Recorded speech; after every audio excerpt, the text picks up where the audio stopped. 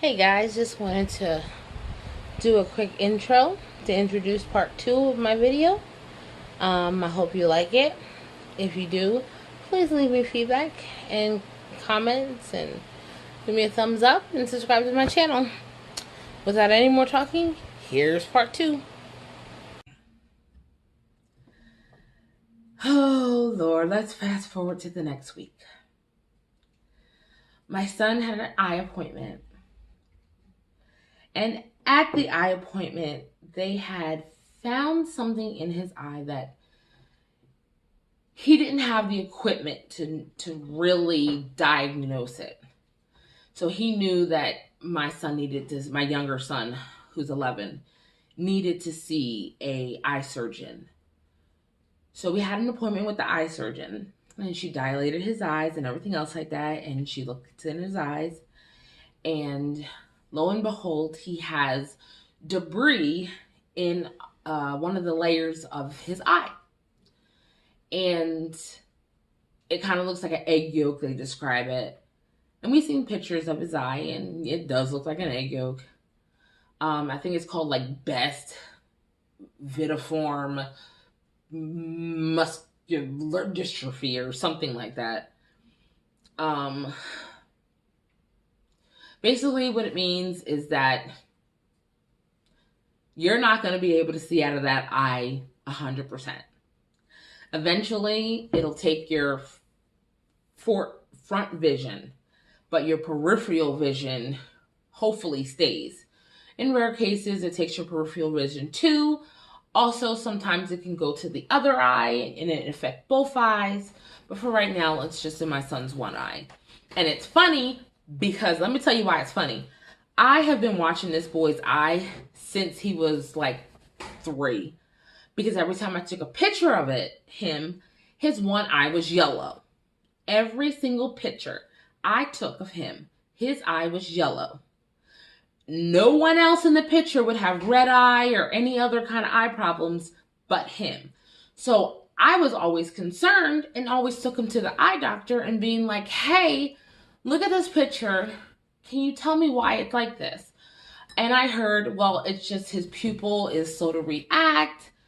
It's just reflecting. And I'm like, okay. But I really wasn't satisfied with that answer. So I kept pushing and pushing and pushing. I'm glad I know now what it is, and I'm glad that I didn't just settle for the first answer that I got. However, while we were at this surgeon, she sent us immediately over to a specialist, and the specialist basically just confirmed her diagnosis. And he's like, well, since you're a twin, let me check the other twin's eye, my daughter. So she sits in the chair and he's like, yeah, I see a spot. And I'm like, okay. So we leave, and I wanted to take their mind off of it because it was kind of like I let the kids stay in the room so that way if they had any questions, they could ask and the doctor was right there to answer the questions. But they were kind of upset. We all were. So we made the decision to stop at their cousin's house, and they played and played and played for hours, and we didn't leave there till like 11:30. We didn't get home till after almost 1 o'clock. And then we woke up the next day, and they're just like, there's no way we can go to school. We just can't concentrate. And I'm like, you know what? I can't either. And my husband took off of work because we just couldn't. We needed a family day. So then, a couple of days later, the eye surgeon calls me back, and she's like, hey, I would like to schedule an appointment for your daughter to come in to get tested too. And I'm like, okay. So the specialist what he's seen must have been important enough for him to communicate with the other surgeon that she needs to reach out to me to get her tested. So we're going to go and get her tested, and that's going to suck. The only thing that makes it better is that there's no pain. Yeah, there's going to be things that they can't do. You know, if it gets bad, They won't be able to play football or soccer or volleyball like they want, or baseball. They'll probably never be able to join the military, which is sad because this is a military home. I mean, I'm happy because I want my babies home. But, I want them to also make their own choices. But they probably will never be able to join the military. And there's other things that they won't be able to do because of their eyesight. I'm not going to treat them any different because people live full, successful lives who are blind or visually challenged. So there's no reason to baby them or coddle them, because they'll be just fine. They'll be just fine. But it's still hard to talk about, so I don't want to talk about it anymore because I'm going to start crying. A few more things and then I'm out of here. I'm still struggling with all of everything.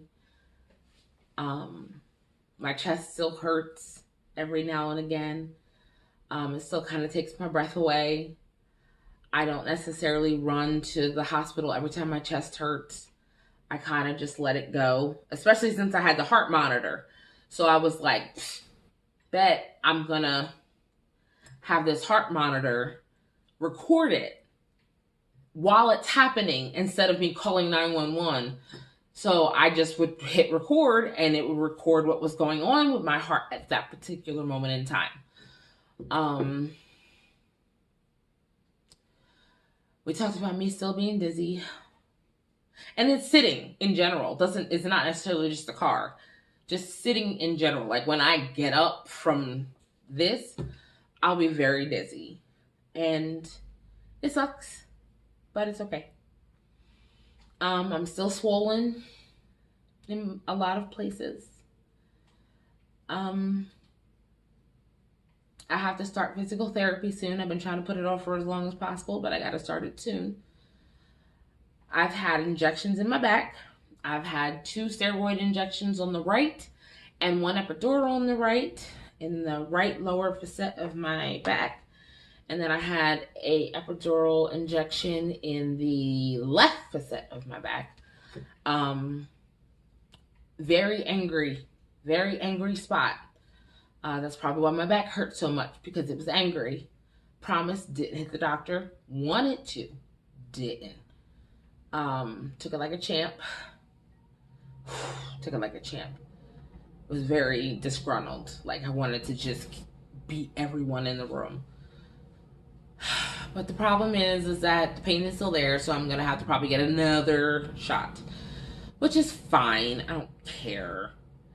And then I have an eye appointment, and they're gonna check the pressure in my eyes to see if I need a lumbar puncture. And if I need a lumbar puncture, that is gonna suck so hard. But we do what we have to do to make sure that we're okay. So before I end this, I'm just gonna leave you with one more thing. Just because you see someone smiling doesn't mean they're okay. Just because you see someone up and doing things doesn't mean they don't need help. Just because you see someone powering through and being strong and tough doesn't mean that they don't need someone in their corner.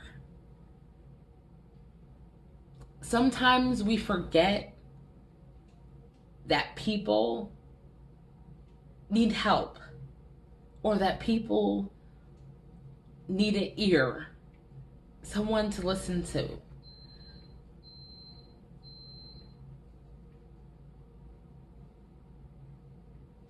What was that? We forget that people need help.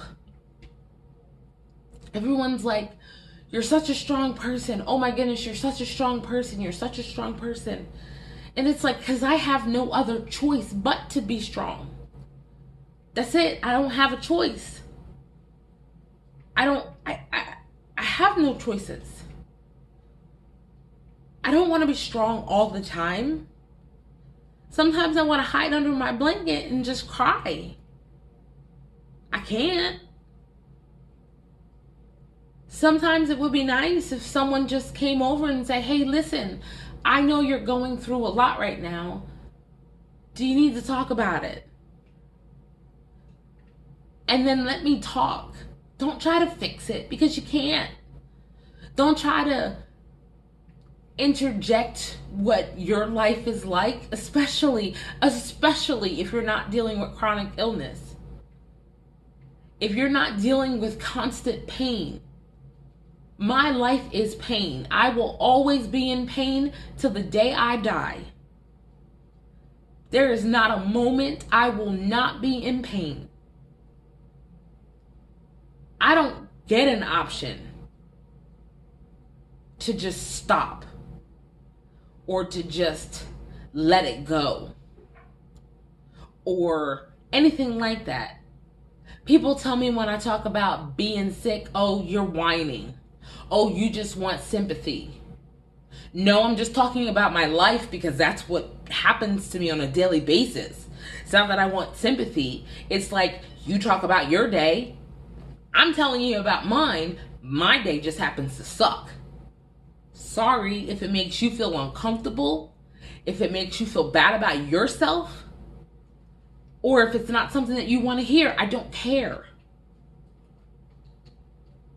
People who are chronically ill, you'll notice the longer we are chronically ill, the less patience we have for people who don't understand. And if you are family, or you consider yourself a close friend of someone who is chronically ill, be there for them. Don't be there when it's convenient for you. Don't ignore them because they can't do something. Be there for them. Because you know what's funny? Even though we're chronically ill, if you ask us something or you ask us to be there for you, we normally are. But we normally don't ever get that in return. Because we're too much work. We're too much maintenance. Oh, it's too hard. Oh, seeing you in pain all the time makes me sad, so I don't want to see it. I don't care. I've been cutting so many people out of my life, it is not even funny, because I have lost all patience for people who can't get it. Chronically ill means it is always there. I have a massive headache right now. I have pressure in my head right now. My chest hurts. Been hurting since the beginning of the video. Right now. My back is screaming because I'm sitting in this chair. But I'm still doing it. And you know what I'm going to have to do afterwards? Take a pain pill and lay down. Just because I sat here and talked and made a video. So while you go out and you go shopping and you can go to the movies and you can go to concerts and you can go do this and you can go do that, don't forget the people that you consider your friends who can't get out of bed. Maybe it would be nice if you brought over a movie and laid in bed with them when they can't get out of bed. And watch a movie. Eat some popcorn. Maybe just lay in bed with them and give them a hug. And tell them that they're not alone. Because most chronically ill people feel alone. Because the people around them don't get it. They don't understand. They don't understand what we go through on a daily basis just to get out of bed. You get out of bed and get in the shower, eat your breakfast, and out the door you go to work. Kudos. I get out of bed and debate what's more important. What's more important today? What do I have to do today? And I have to prioritize because I only have a limited amount of energy, so I can't do everything. So I have to think, I may only be able to do 5 things today. What are those 5 things that I can do? Do I take a shower? Do I do the dishes? Do I do laundry? Do I sweep the floors? Do I play with the dogs? Do I clean? What am I going to do today?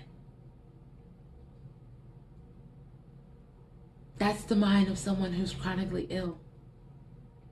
And if you really want to understand it, talk to them.